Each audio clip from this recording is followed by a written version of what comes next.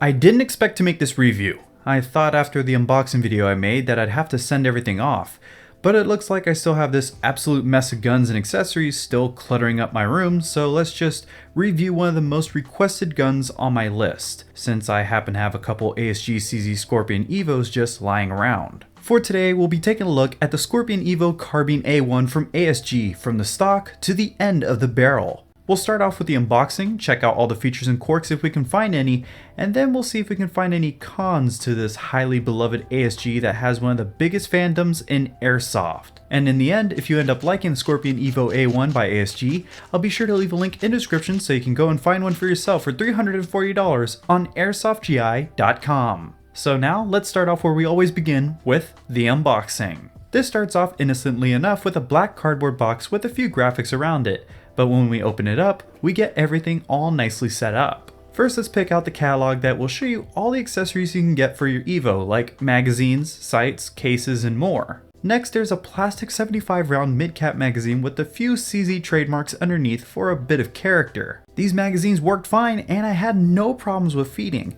But just to let you know, they also make a 375 round high cap magazine. It's a bit fat and some players might think it's a bit ugly, but if you like the look of this and you're just desperate for some high cap magazines with your Evo, then you have an option. Then of course you'll have the Evo Carbine and a little baggie underneath the tray with your iron sights inside. Oddly enough, the manual is actually printed onto the box, which is a bit different, but I really would have liked it if I could have a physical booklet manual, but I guess the Scorpion Evo is not too complicated to understand without one. I am surprised though that I didn't find the black metal flash hider that other people told me would be in this box. Maybe they just don't include them anymore.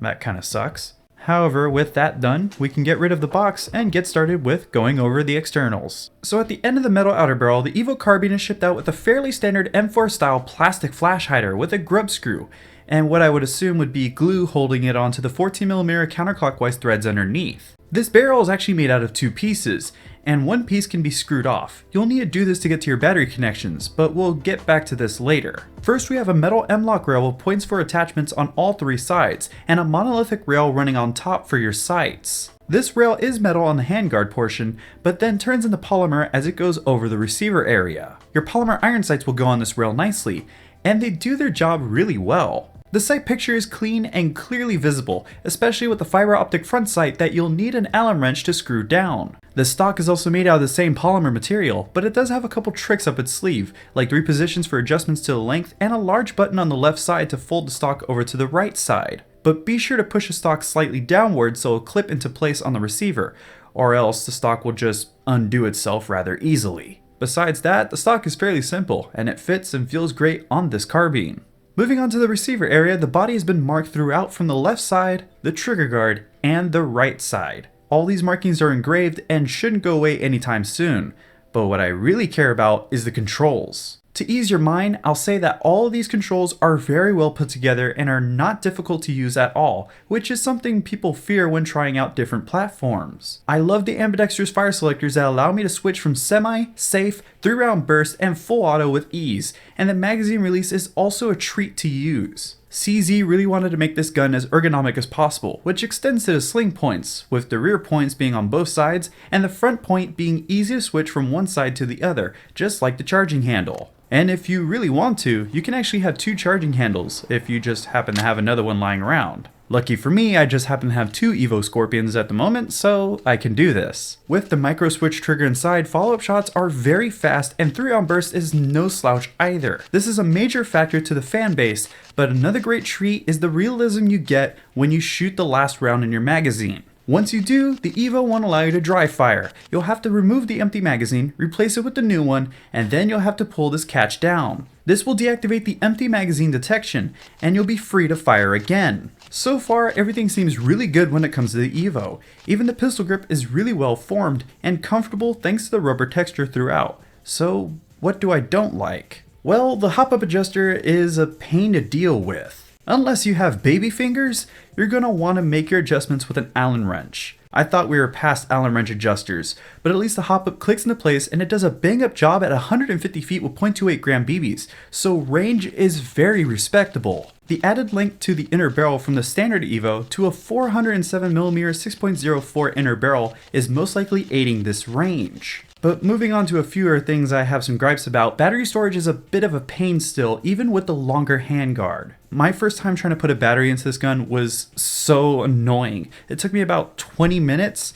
and I still struggle with getting one in. You're going to want to use a tri-cell battery or maybe even one of those small RC LiPos, but ASG recommends you only use 11.1s with this gun, so that can be a bit restrictive. The way I found to get a tri-cell battery to fit was to shove 2 cells back into the gun, then hold the Tamiya connections on top of the last cell on top of the barrel before putting the handguard back on and screwing back down the other piece of the barrel. Also, side note, when you plug in a charged battery, you should get a single beep from the Evo. Now you may be thinking that you'll probably screw on any suppressor you want onto the first set of threads where the second barrel piece screws onto. However, this is easier said than done, since this cap gets in the way of that. And these threads are 16mm clockwise, so have fun trying, but at least you can screw on the BET model's Mach suppressor if you happen to have one. At the chronograph, thanks to the Airsoft Revolution 15 arena in San Antonio, Texas, I got readings of about 430 feet per second with .2s and 17 rounds a second with an 11.1 LiPo battery.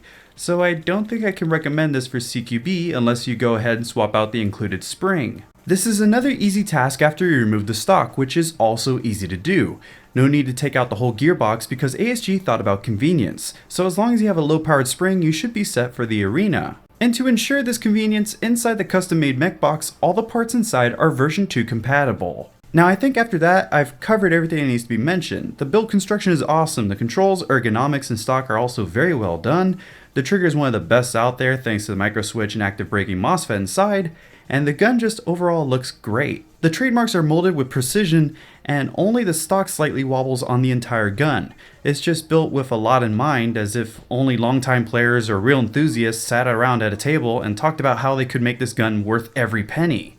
I love the 3-round burst, and the range is also a solid pro, so now I can see why the Scorpion Evo is so loved. That's not to say that I ever doubted ASG products. I've always liked the Evo, and the 805 Bren is probably just as good, so for my honest opinion, I'd recommend this, but what do you think? If you're an owner of a Scorpion Evo, spread some knowledge down below in the comments about your experience, or if you're a hater, then what makes you hate? Let me know in those comments, and don't forget to check out Airsoft GI if you're interested in the Evo Carbine, or Carbine.